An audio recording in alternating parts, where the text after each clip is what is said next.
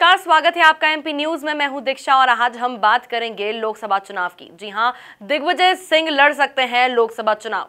बीते कुछ दिनों से कांग्रेस अपने लोकसभा चुनाव के लिए उम्मीदवारों का चेहरा तलाशने में जुट गई है। आपको बता दें कि अब सियासी गलियारों में इसकी सुगबुगाहट भी सुनाई देने लगी है। क्या दिग्विजय सिंह लोकसभा चुनाव लड़ सकते हैं? ऐसे ही कुछ संकेत दिए हैं दिग्विजय सिंह के बेटे जयवर्धन सिंह ने। हमारे साथ जुड़े हैं हमारे संवाददाता संदीप मीणा। संदीप, मैं आपसे पूछना चाहूंगी, जिस तरह से एक इंटरव्यू के दौरान जयवर्धन सिंह ने ये बताया है कि जिस तरह से पार्टी आदेश करेगी उसे मान लिया जाएगा, तो क्या कहीं ना कहीं अपनी बातों में उन्होंने ये संकेत दिए हैं कि दिग्विजय सिंह राजगढ़ से लोकसभा चुनाव लड़ सकते हैं? जी दीक्षा जी, मैं बताना चाहूँगा कि विधानसभा चुनाव में कांग्रेस जीत के बाद बेहद ही उत्साहित नजर आ रही है। और अब अगर बात की जाए लोकसभा चुनाव को, तो कमलनाथ सरकार जो है मध्य प्रदेश में करीब 2 महीने का समय पूरा कर चुकी है और अब जो है मध्य प्रदेश में कांग्रेस ने लोकसभा चुनाव की तैयारी कर ली है। अगर तैयारी की बात की जाए तो चेहरों को लेकर भी चर्चाएँ शुरू हो चुकी है। और वहीं राजगढ़ सीट की अगर बात की जाए तो राजगढ़ से कांग्रेस के चाणक्य कहे जाने वाले पूर्व मुख्यमंत्री दिग्विजय सिंह का नाम सामने आ रहा है। और इसको लेकर ये चर्चाओं का बाजार भी बेहद गर्म है कि दिग्विजय सिंह राजगढ़ सीट से उम्मीदवार हो सकते हैं। हालांकि इस पर पुष्टि नहीं हुई है, लेकिन दिग्विजय सिंह के बेटे जो जयवर्धन सिंह नगरीय प्रशासन मंत्री, उनने इसका बड़ा संकेत दिया है। संदीप, मैं आपसे पूछना चाहूंगी, जिस तरह से आपने बताया कि जयवर्धन सिंह ने तो इसके संकेत दिए हैं, पर क्या दिग्विजय सिंह इस चीज के लिए तैयार हैं? लोकसभा चुनाव मतलब उम्मीदवार बनने के लिए तैयार हैं? जी बिल्कुल, निश्चित तौर पर दिग्विजय सिंह एक बड़े नेता हैं और ऐसे में मैं बताना चाहूँगा आपको कि अगर उन्हें पार्टी की आलाकमान आदेश करती है तो वो इसके लिए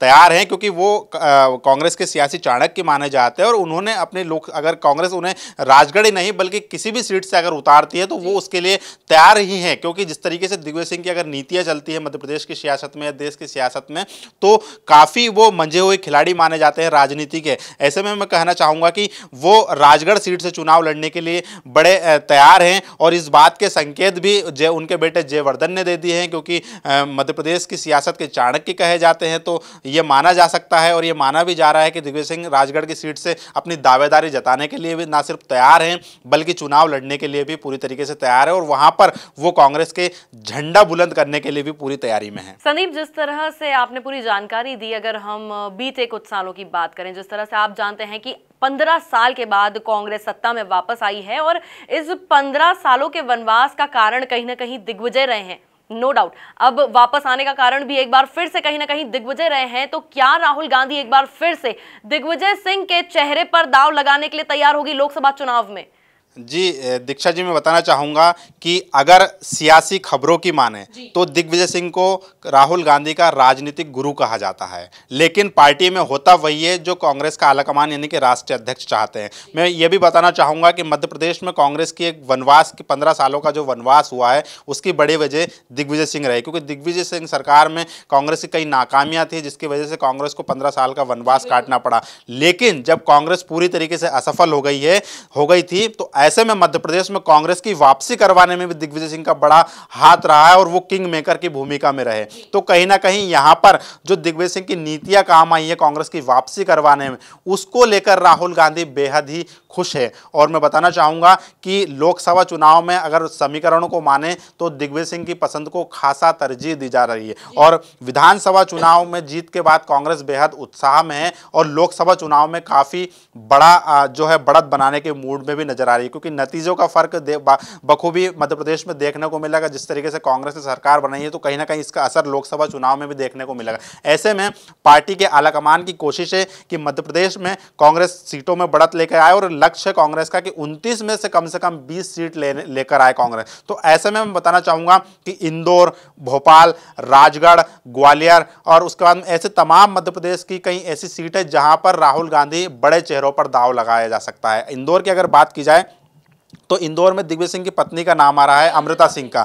और अगर वही बात की जाए ग्वालियर से, तो ग्वालियर में ज्योतिरादित्य सिंधिया की पत्नी का नाम आ रहा है और गुना से ज्योतिरादित्य सिंधिया चुनाव लड़ने का चल रहा है। तो वहीं राजगढ़ की अगर बात की जाए तो राजगढ़ में कांग्रेस को सीट दिलाने के लिए दिग्विजय सिंह जो है चुनाव लड़ सकते हैं। तो कहीं ना कहीं मैं बताना चाहूँगा कि यहाँ पर जो कांग्रेस है बढ़त बनाने के लिहाज से, अपनी यानी कि केंद्र में सरकार बनाने के लिहाज से राहुल गांधी मध्य प्रदेश में वो ऐसा फॉर्मूला अपना सकते हैं हैं, जिससे कि कांग्रेस को यहाँ पर बढ़त मिले, बड़ी सीट आए, ज़्यादा सीट आए और बीजेपी को परास्त किया जा सके। हालांकि ये समीकरण अभी फिलहाल इस पर आलाकमान ने मोहर नहीं लगाई है, लेकिन जिस तरीके से सियासी गलियारों में सुगबुगाहट चल रही है और जिस तरीके की खबरें हैं, तो कहीं ना कहीं ये माना जा रहा है कि आगामी दिनों में राहुल गांधी राजगढ़ सीट पर दिग्विजय सिंह को तरजीह दे सकते हैं और उन्हें वहां से उम्मीदवार बनाकर मैदान में उतार सकते हैं। जी बिल्कुल, जिस तरह से आपने पूरी जानकारी दी है, उससे पहले भी जयवर्धन सिंह ने भी अपनी सहमति जताई है। जिस तरह से उत्तर प्रदेश की कमान जो है प्रियंका गांधी और ज्योतिरादित्य सिंधिया को सौंप दी गई है, उनका ये मानना है कि वो मध्य प्रदेश में भी 29 में से 20 सीटें जो है कांग्रेस के पक्ष में लाने में कामयाब हो जाएंगे। और बीते दिनों जिस तरह से सारी चर्चाओं के बाजार गर्म हैं, उससे तो यही लगता है कि अब राहुल गांधी मिशन 2019 के लिए नए चेहरों पर दाव लगाने के लिए बिल्कुल तैयार हैं। तो ये था अब तक का सबसे बड़ा मुद्दा। ताजा तरीन खबरों के लिए आप बने रहिए एमपी न्यूज के साथ। मुझे दीजिए इजाजत, नमस्कार।